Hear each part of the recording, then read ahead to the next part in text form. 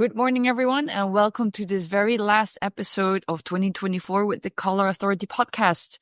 We're going to stay in Mexico because I'm going to be interviewing in just a few seconds Maye Ruiz, the color queen, or at least let's say the Mexican color queen of interior design. She's the creative mind and founder of Maye, an interior design studio established in 2021, and she has rapidly established herself as a trailblazer in the design industry. She's a proud graduate of the Universidad de la Salle Bajío in 2008. Maye combines her solid academic foundation with a visionary approach to interior design. In 2023, she was awarded by Architectural Digest and named one of the 100 most influential creatives in Latin America. And guess what? Again, this year, in 2024, she was among that list as well. In addition to leading Maye Ruiz has passionately shared her expertise in design through academia. From 2015 to 2022, she taught courses, delivered lectures, and conducted workshops at prestigious Mexican institutions, including the Universidad Iberoamericana Tecnológica de Monterrey, Centro de Diseño, Cine, and Television. She has also collaborated on diploma program for Latin America's adaptation of content by the renowned United States publisher Condé Nast, furthering enriching the region's design education landscape.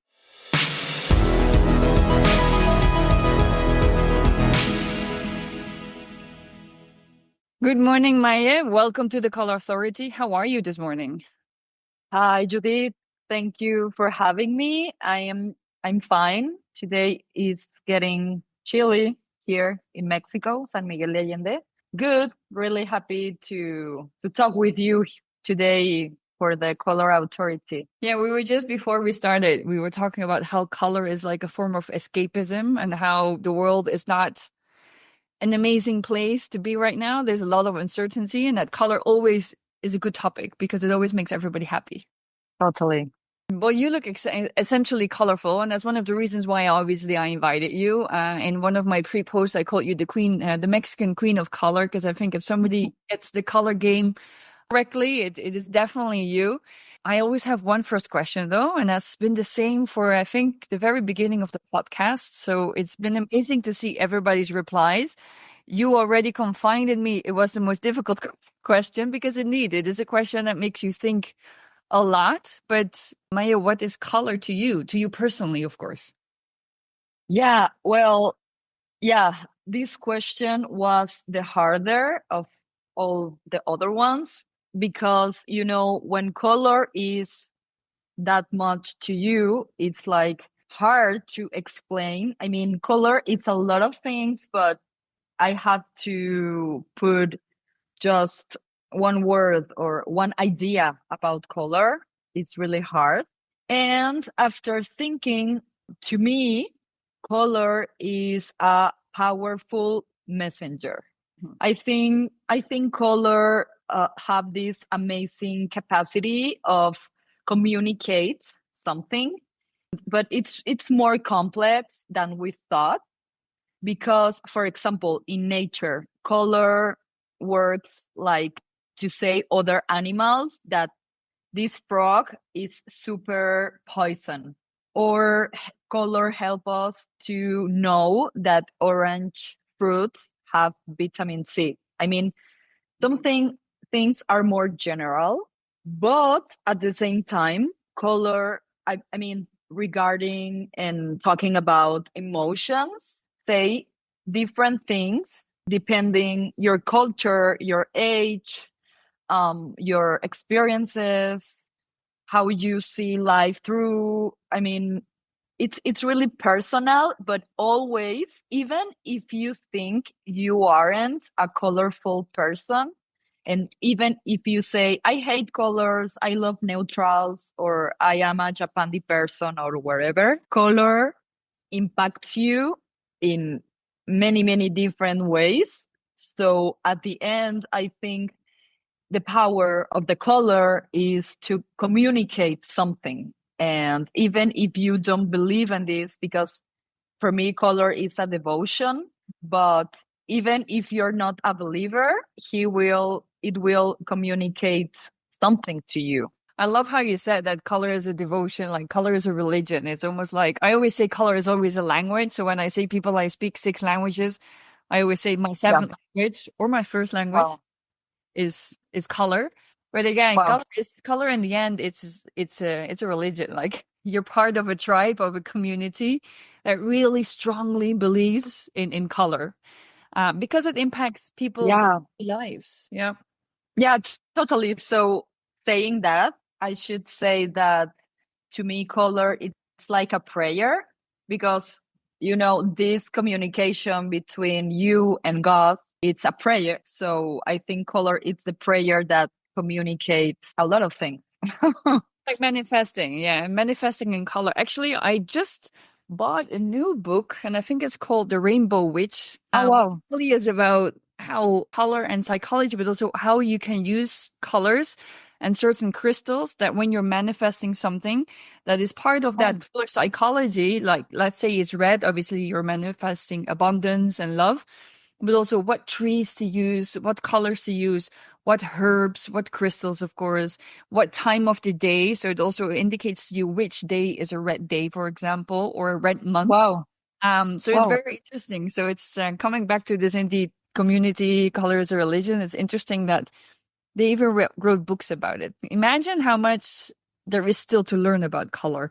Exactly. And also, I think, I mean, this mysterious power that is color, I think is really hard to get. And people often want to make formulas for everything, not just for color. But okay, this color and this color means hungry and or is you're starving. I mean, for example, here in Mexico, people have the idea that orange is for fast food and taquerias. I mean, my house is orange and I'm not starving the whole time. No. So I think it's really hard to totally get the color. I think it's a life journey to totally understand all these messages from color. I think there's many, and also you can't say that one color does everything for everyone. Hence, also sometimes the difficult expressions that we have with the color of the year, which obviously was just released by Pantone as well. And every big paint company has a color of the year, of course. Yeah, But it's difficult to have one color for everybody and one color for all markets. I mean, one color looks good on fashion and the other, and but then it's not good for automotive, it's not good for interiors. So yeah. it's tricky to apply one color just to everything. Yeah, yeah, but also I think the hard part for the most of the people is have too much choices. Yeah. I mean, it's like in recent years, for example, the gray, or right now, these mocha mouse and these beiges and all these neutral colors and palettes that came from this Japandi trend and everything. I think for people it's easier. Like, okay, all these rainbow, all these swatches, they are so overwhelmed to me. So please just give me a white, a black, a mocha mouse, uh, Yeah. a brown. Too much, all these color options. So I think for a lot of people, it's easier. No, it probably is. And a lot of people thinking about resale of the house and everything. So they'll think about that. But I think this is exactly, I mean, neutrals can be colored as well, but Yeah, you always need a little bit of color. And your projects are super colorful. I think that is definitely one thing that I think I hardly ever saw a neutral unless you were obviously using with natural materials like woods, for example, or a certain plants that obviously they have more a natural feel and a color to it. What inspires you most in color, and where do you get your inspirations? Because to keep being very colorful and always do all those projects that you do, you need new inspiration constantly. I should say color sometimes, or the most of the times, it's one of my starting points to the project, but I don't choose color randomly. I mean, I always try to look for a story, And it's really interesting because the most of the times the property or the clients give you the story. I try to got my inspiration from movies or from a story. Like sometimes they are really random facts that from the client, and you're like, oh my gosh, I really love that story, so I will investigate more about this. When I have these stories, I always thought like, okay, what color could be the color for this story? I mean, it's like, for example, right now is Aurora, and it's related with the sun and the stars. So the two first colors we have for the project is blue and yellow, like the sun in the sky. I mean, you develop the project and you start to choose a certain swatch of color, because when you say, I mean, you work with color, and when I say yellow, it's like, okay, why, what kind of yellow? Yeah, You know? definitely of a different yellow than you are because of where I am, where I grew up, my history, everything. Yeah. Exactly. So these change a lot, depend always also the context, which is really, really, really important and is one of my four legs for design. I think one is the context, other leg is the client, these personal stories, or also the locus geni of a place, which is a protector spirit of a place that give you some clues about the colors and the inspiration. And the fourth leg, I should say, the trends. I mean, I'm not, I don't hate trends, Mhm. but also I don't think trends are everything. Yeah. Yeah. It's You part take of the. a little bit. Yeah. You use a little bit of inspiration from that, but they're not your main driving force. No. Exactly. But I think it's also, you have to know what is happening outside, and I mean, it's like, okay, years after that, I want that people see my project and say, yeah, sure, Maye designed that in 2024, Mhm. because makes sense with that universe. I think context is everything. I always talk to all my clients about this. Like very often it happens that the client went on holidays and they fell in love with a certain color palette, which is, let's say it's Morocco. And then they come back Mm, to, I don't know, Belgium. uh-huh. The sun is different. The light is different.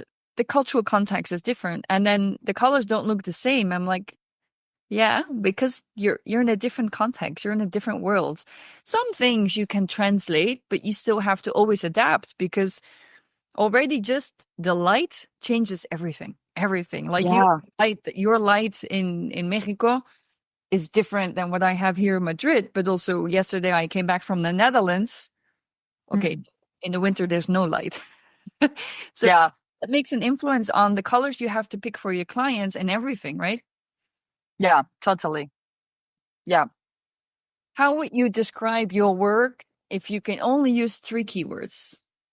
I should say vibrant, emotional, and dramatic. I'm like a soap opera. You're like telenovela style, okay? Yeah, yeah, I'm Mexican, so I'm really dramatic, and yeah, the pastels and the neutrals are really hard to me, I think, in life. They don't do anything for you. Like it's not giving you the emotion that you are looking for in every day. Yeah, yeah, and I mean, I used to paint when I was teenager, and I love art. Actually, at the beginning, my first dream was being an artist, a painter. Mm. And I remember I used to paint watercolor, and to me, it was really hard to paint with all this water, this like, oh, yeah, to me, it was like, no, I need more intensity. I think I am intense, So I think also my work, it's a little intense. Mhm. Oh, but that Yeah. fit. I mean, that's your signature, that's who you are. And people that will hire you, they know what they're gonna get. They're gonna get, vibrancy, emotion, Mhm. a little bit of drama. I love Yeah. those. Also, what I love about your work is that, and then probably this is also due to where you are, where the houses are that you're, and the restaurants and the hotels that you develop. It's because of again, it's context, it's everything. But the color combinations that you make are very audacious. At least what I think that the rest of the world would consider to be audacious. What is a good color combination for you? Like how do you put them together? Do you have a certain methodology, or do you have like rules of what works for you and what doesn't work? Yeah, well, I mean, I was talking about the drama and the drama films and soap operas and all this. So I think for me, these colors in a space are, I think about them about like characters in a movie. I mean, not all of them could be the protagonist, Yeah. but each one is necessary and important. So I almost always start with a key color, and uh, I choose other complements. And I should say that, for example, I remember maybe 2010 or 2015. I remember these colorful but monochrome faces were really on trend, and I love it. But for example, for me, these kind of spaces are really hard because I love contrast. So yeah, I mean, maybe it's like the protagonist and the bad, this fight between The good and the really, bad cup. yeah, these really contrast colors. But always, I think it's real to me, it's really important. I don't forget that color is light, and also have this color with more light and other dark colors, and like make sure you're not choosing colors with the same frequency and with the same saturation, Yeah. because they start to fight. So I think for me it's important to choose different colors with different saturations to really have a contrast and also a story. But you can't, I think the rule for me is you can't the same proportion of color. You need a principal, you need the second, you need the extras, it's like a movie, totally. Yeah, I think that actually figures because especially when I mean, we were all taught the color theory, no secondary colors and how you do complementary colors, which are opposites on the color wheel. But then the whole saturation is obviously something that makes things really interesting. So in your work, you choose one highly saturated color, and the Uh-huh. other ones are they're still colorful, but they're slightly with a lower saturation. And also they're having smaller roles in your movie, right? Yeah, and actually, to me, in my personal process, it's funny because it's the opposite than others. Neutrals come at the very end, Yeah. when I feel like, okay, this is too much already, so I need to balance and support the main characters with neutrals. So the neutral, I mean, I use neutrals, but almost always at the end. Yeah. Okay. So it's in accessories in the end because, you've already painted most of the things, you've selected the bigger furniture. Yeah. So it's really about Yeah. small accessories that create some quietness. Yeah, it's like, okay, I already have what I wanted, so now I need balance and yeah, I like a that. little more calm. Yeah. How do you infuse what to me is very clear? It's your Mexican origin. You were born and raised in Mexico, but what is happening globally? Because Mexico is an enormous market, But it's not standing on its own, of course. But let's say that your design and your colors are very much what is your heritage as a Mexican. How do you mix that with what is perhaps more of a global influence, or are you influenced by something that is coming from other parts of the world? Well, regarding about Mexico, I should say to start is Mexico. It's not beige at all, but for a long time, I think international influences dictate trends Mm. and pushing our languages into the background. But we did that. I'm not saying that other cultures came to do that, but I think for years people used to think like, okay, no, or colorful roots and all these things, maybe it's not a good taste, Yeah. Mm-hmm. and color, maybe it's not a good taste, and things like that. So for years people used to think like, okay, maybe good taste is beige. You know, the grass always look greener in the other backyard, All you those know. Yeah, it does. So yeah, it does. And also I don't know if you read this book that really shocked me, Chromophobia by David Batchelor. I love that book, and actually this book talk a lot about this, about how color, like color in Asia, or I mean in America, for the natives and the older cultures, non-white cultures. For years, for people, it was like, you know, the cheap color, or the color for savage people, or really crazy It things like wasn't that. considered elegant. It wasn't considered. I mean, in the Middle Ages, in Europe, but also in the United States, in Europe, color was taboo, as well, because only true, pure sunlight was a gift from God. So color was like, it was not coming from God. At least that's what they believed at the time. But at the time, taboo. I mean, Oscar Wilde was arrested because he was walking on the street with the yellow book.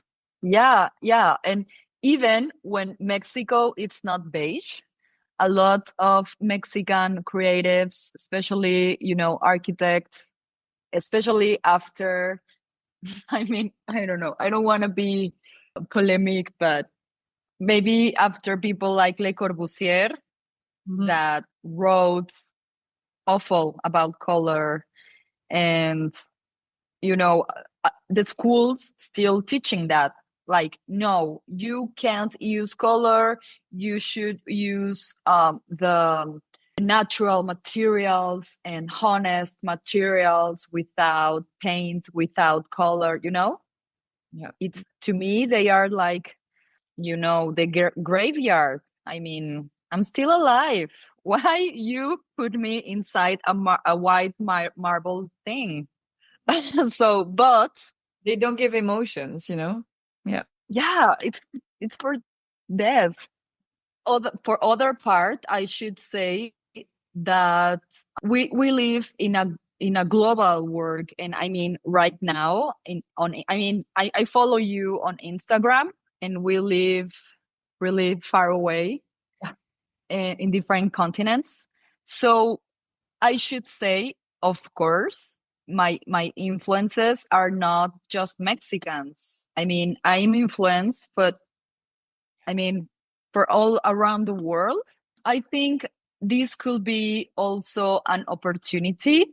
After saying that, my conscious goal is combine global inspiration with my roots, develop a new rich language, because also I love the mix and match. I love combine things from all around the world. I mean, maybe we'll talk about Casacoa further, Yeah. but for example, Casacoa have a lot of inspiration from Morocco, but also from Mexico, but also from international trends, you know, and I love, because I think it's like humans. we are a mix of a lot of things, and every single person and place and food leaves something in our personality, in True. who we are. Yeah, especially traveling does that. Talking about Casacoa, which is a feast for color lovers, which obviously, I mean, I talked a little bit about it in my article again in Manera, and then obviously it was also published in the magazine. It's a festive party that you have going on there color-wise. Tell us a little bit about that project, but also indeed, where did the inspiration come from? You just said Morocco. There's different areas that inspire you, correct? Yeah, yeah. Actually, well, about Casacoa, actually, it's here in San Miguel de Allende, but the clients, they live in Melbourne, Australia, and they buy the house. And the house, it's not a super old house. It's like maybe it's from the 80s or 90s, I don't know, but the constructor tried to do something like in this context of San Miguel de Allende and all these ideas about magic town, and in Spanish they say pueblo mágico. With these ideas, in the first courtyard they have these arcs, these like kind of Moroccan arcs, but actually the house had not so much personality. But one really interesting thing, that was snakes in the ironworks, in the windows, in the doors, like a lot of snakes. And actually the original name of the house, it was Casa Eden, like Eve and Aiden and all this story from the Bible. And actually my clients were like, okay, we don't want a Bible story for our house. I was like, okay, we can't approach to the snakes from other place, but I think the snakes are the most important part of the house. Recently, I'm more related with a thing called the locus geni. I don't know if you heard about it. It's like this information, this spirit of that live in the house before everything. And this spirit tells you more about what he wants for the house. I think in my work that always happened to me, and also with people, like okay, this house have to be green, or for this person is yellow or is blue, or I don't know, it's like a feeling. And for Casacoa, the very first color, it was the green. And actually the only thing we respect, it was the kitchen, the cabinets from the kitchen that actually were green. And our clients were really certain about, okay, we want a greenhouse. And we start to develop the project with the green first. But when we started to prove other colors and other characters from the movie, we realized that actually we need more warm colors. Other interesting thing with them, it was their favorite movie were Great Expectations from Cuarón. That actually this movie is really like sexy and green and romantic and nostalgic. So we also put that in the mix. Do you ask your client what their favorite movie is? Yeah. Yeah, I think, I like to have more interesting conversations to know a little more about something. Or, for example, I don't know, what is your favorite painting or song? Or because these clues could be helpful to develop a story. Yep. Because if you don't have this information, it's like, oh my gosh, where can I got clues for a good story, So with all this information, we developed that color palette that actually is consistent. Actually, to me, it's hard to put like random colors. I mean, I love how other interior designers put a lot of different colors and a lot of random things that actually they are not random, but not that a palette like so strict. Yeah, it's not consistent. Yeah. But I can't. I think to me, I love consistent palettes and repeat the color and reflect in other parts. So yeah, the palette is really consistent. Yeah, it's indeed a beautiful palette. Everybody who's listening, they should definitely check it out on your Instagram account. You just before you talked to me about that one of your objectives is also to break stigmas that people have about color. Just like what you said, like orange doesn't necessarily make you hungry. There's a lot about this color and living, like the chromophobia. There's a lot of people that think that color is going to make them too excited, it's going to make them too active, or it's going to make them there's a lot of feelings that people have about this. Can you talk a little bit how you can break these with your clients? Because I think that's something that everybody wants to understand. Because a lot of people work with clients, but then they like, oh, well, no, that's too much color. Oh, no, I can't do that. Oh, no, I can't do red. I can't do yellow because yada, yada, yada. How do you break that with your client? How do you, go in the conversation and talk to them about those stigmas and myths? I think the hardest part it was at the beginning when nobody knows me and I had not a book or proofs to say that, you know? So I think for me to break that stigmas, even with myself, because I think that the very first person, if you want to work with color, the very first person who you have to break these myths is with you. Yeah.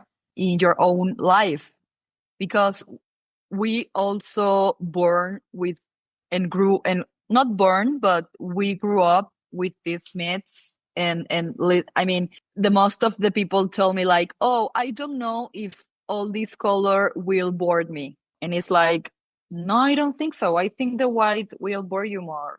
But for me, for example, my last apartment in Mexico City used to be red. First blue and then but greenish blue Mm-hmm. and then red. But red, even the ceiling, everything. And now orange. I should say at the beginning, it was terrifying to me. Like when I paint the ceiling red and everything red, it was like, oh my gosh, what I did. And I lived there during the lockdown. And it was amazing. I didn't feel aggressive. I didn't feel bad. I was there, I mean, in a lockdown, living in a red apartment, a small apartment in Mexico City. And that could be considered And a risk. yeah, but it was really good. I really loved that apartment. But I should say that first of all, the very first person you have to break the myth is with yourself. I think to me, the most important thing I did about that is experiment color in my own place, in my own life, because if you want to talk about color and pitch about color and design with color, but you live in a white house, you're not, I mean, I'm talking about interior design, but if you're not experimenting this color in that way, I mean, if you design clothes or furniture or whatever and you want to experiment the color, you have to start with yourself to break that myth, and then just after then you can talk with other people and say, okay, I prove it with myself and really worth it. Yeah, I had to do that with yellow because one of my first podcasts was with a color therapist, which was really interesting. Wow. And Wow, then love it. to overcome some traumas, I had to work with fuchsia for some trauma of the heart. But then she says, but yellow is your color, and that's the color that makes you shine, right? Then I did another podcast after that with color dynamics, and he also said, even through your name and everything, you were born as a yellow person. So yellow is Wow. shine your light. But I never liked yellow. Wow. I got very sick as a child of a yellow curry, which and then obviously you're like even when I felt color, I felt like horrible for I really had to break that stigma, and I had to go find a yellow because I'm obviously fair skinned and not all yellows look good. I had to also Yeah, find for my yellow. Interesting. Now it's like I it's my favorite sweater, which I wear all the time, and everybody's like, "Oh, there she comes again with a yellow sweater," because now I finally own it, right? But this is indeed something that you have to go through. You have to do it with yourself first, exactly like you said. exactly. I think it's a personal experimentation, and I think now more and more I am moving to that in my work instead just say like, okay, you have to paint your house this, No, I think I want to more and more being like part of the journey of the color journey of other people. Like look for this special swatch, like certain color that means something to you, you know? And help them, support them. And if it's not the right color, you change it into the next. You have to keep trying always. There's very little projects that the color is perfect the first time. Like it's always like trying to balance. Yeah, but the color change, and this is the thing I was saying, like it's really personal, really, really, really personal. You can't generalize because also depends on how do you match and how do you balance. It's like, okay, this place is orange, but I have a lot of blues and greens and blah blah that help to don't feel you're not in a orange box. Yeah. You have other elements. And you use a lot of elements from other great artisans and obviously also local materials, which I think is very much part of, the sustainability take that it seems to be ever more important. How important is it for you to work with people that are local to either San Miguel Allende or Mexico?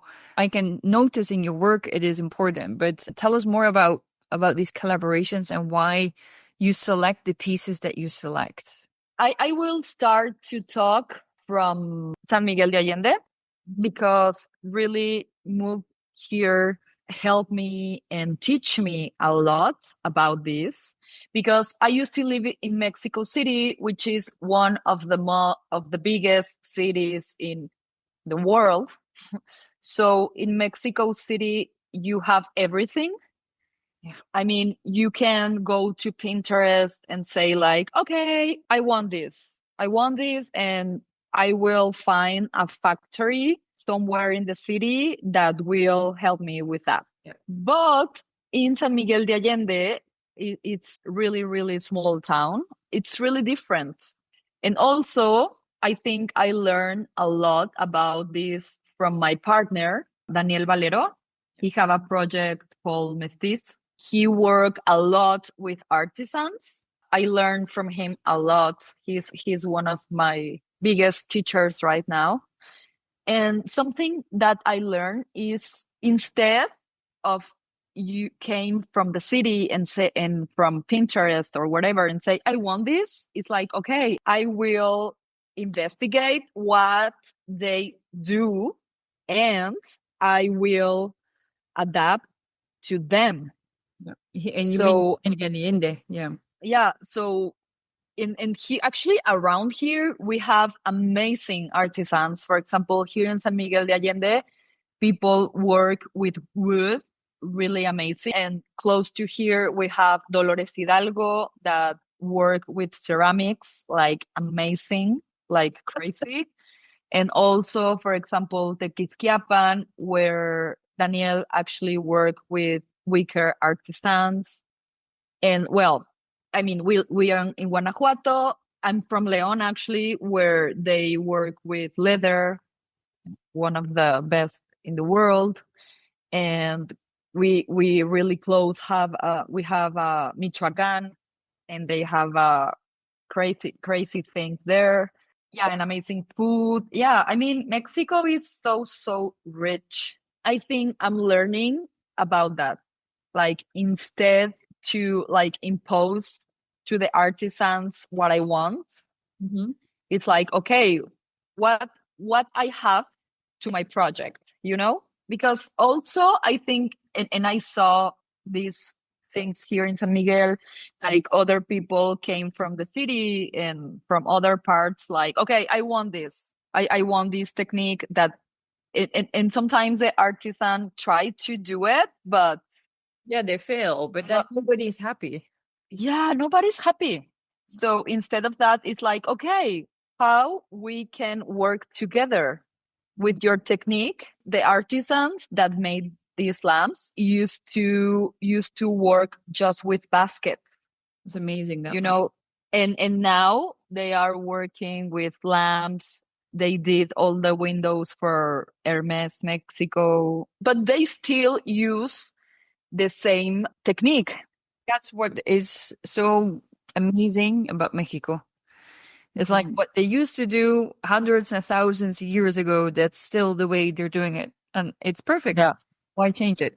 Exactly. We don't have to change it, and we don't have to copy other ways from other parts of the world, but we can make a mix.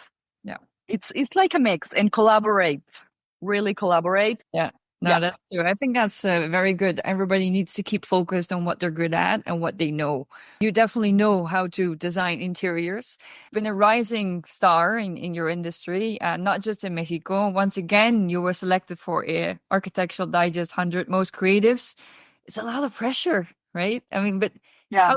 how do you keep going and how do you keep your color game at the high level? Like it's and balance because you also just want to live life, right? You can't only be working and working and doing these amazing projects. There's a time to Mhm. Yeah. Well, to be honest, would be overwhelmed.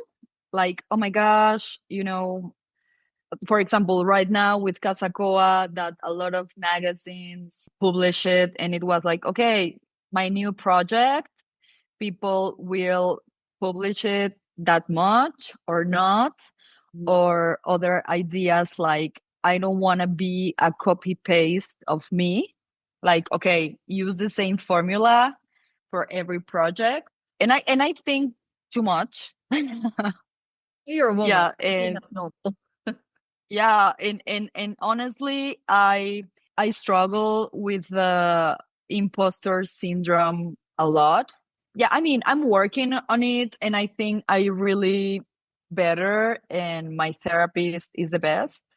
But I should say, and looking for the balance. I am Libra, so I'm looking for the balance all the time.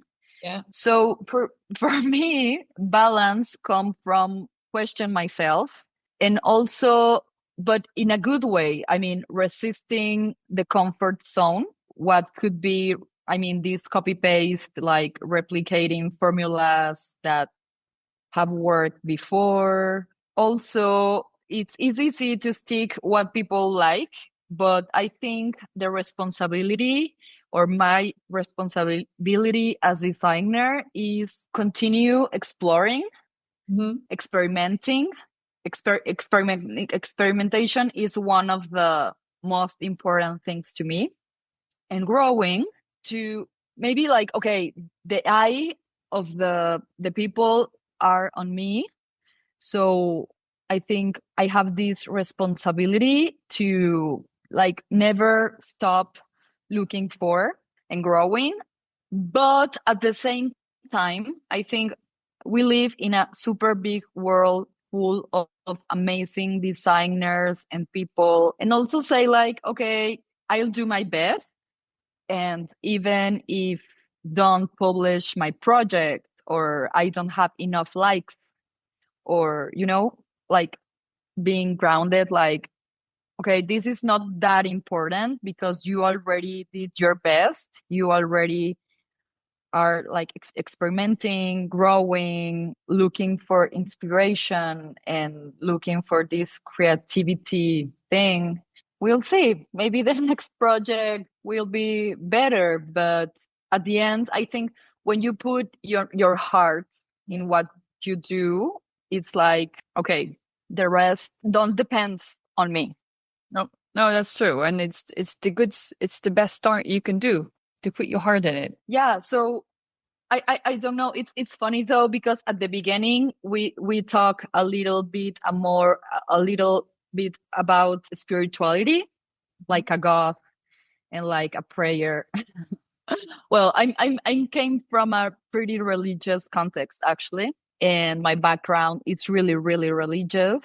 And I live in San Miguel de Allende, which is really baroque and religious and traditions and stuff. Actually, in my kitchen, I have a verse that say, "Work heartily as for the Lord and not for men." For me, it's like a constant reminder, like, yeah, do it your best and we'll see what happens. We can only do our best. I think that that's very well said. What do you believe is next in color in the field? Like, how do you see color evolving in the future? Wow. Well, I don't know. I mean, I am kind of negative person. Yeah, sometimes to me it's hard to have hope, like, oh my gosh, what will happen? I would love to see about color. I mean, and I think it's happened since you invite me to the podcast. I think more about color and about a lot of things. And for example, talking about the people that cannot see or eyes can see, And I really think about it like, oh my gosh, live without color, without vision, And I would love for the future have more technology to these people to feel the color, to live the color in some way. I don't know a lot about that, but I would love to see more technology and more artificial intelligence working with that. Also, I see color more through this lens of psychology. For example, I can't believe that hospitals always have awful colors. I mean, you want to heal people, you want to help people. There's a lot of work Yeah, to be done in hospitals and psychiatric clinics and prisons, schools. super shocking, no? I would love to have more investigation, more information, and really put the color inside. Because, for me, a lot of years as a spiritual person, to me, for years, I feel a little guilty. Like, okay, I love and I am passionate about something superficial. People, I mean, I live in Mexico, and in Mexico, we are a country of really contrast economy. Also, a good part of the population don't have time to think about color Or money. and money. And I would love to see color for everybody to help in some way. No, actually, I should say a lot of neighbors where people, I mean, they aren't rich. And I love how the houses always are full of color, because to me, I think color is something that really help to democracy. One thing I say to my clients is like, okay, it's not the same white marble that white drywall. Mhm. So I think, because when you use a lot of whites or neutrals, you need more texture, more budget. But one really amazing thing with color is, with less budget, just paint, you can change a whole space. Greatly. And yeah, and this is amazing. And I think I would love to see color not just for the privileged people or for the superficial. I mean, I would love to see color more things related with health, with education, with people that cannot see, with needs more important than just a house with good taste. Yeah, I think color, I think that's also where color is going to go. It's going to go more into well-being and health. Obviously for those of us who are going to dedicate ourselves to that area. And I think that's it's a good goal, to have color that is for all, just like you said. Now it seems to be something for somebody who can afford it, not necessarily for Yeah. everybody. But then when you go to indeed different neighborhoods, no matter where you are, whether you're in Brazil, whether you're in Mexico, whether you're also in Africa, you see color. So it's Yeah. there. It's just not applied always as thoughtful, but it's there. But I think definitely color for health and well-being is a very interesting direction. Yeah. Yeah. What I say, I think makes sense because wellness is one of the biggest things coming ahead. Yeah. The resume could be color and wellness. Thank you so much for all your insights, Maye. It was amazing it was even just amazing to look at your house with all the colors, Uh, It's yeah. super. Yeah. Thank you for everything that you shared with the audience of the Color Authority. And yes, yes. Gracias. And thank you so much for having me. I really enjoy it. And I love to talk with other part of the cult. So I love it. Thank you so much, Judith.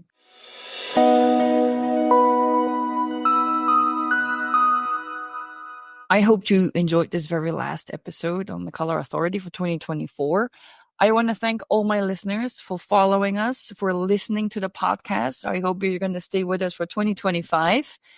I want to wish you happy holidays and also remind you you can now follow us, but you can also comment. So if you want to communicate with us, make sure you do either on Apple or you do on Spotify, wherever you're listening. And we will talk very, very soon in 2025 with yet another exciting podcast.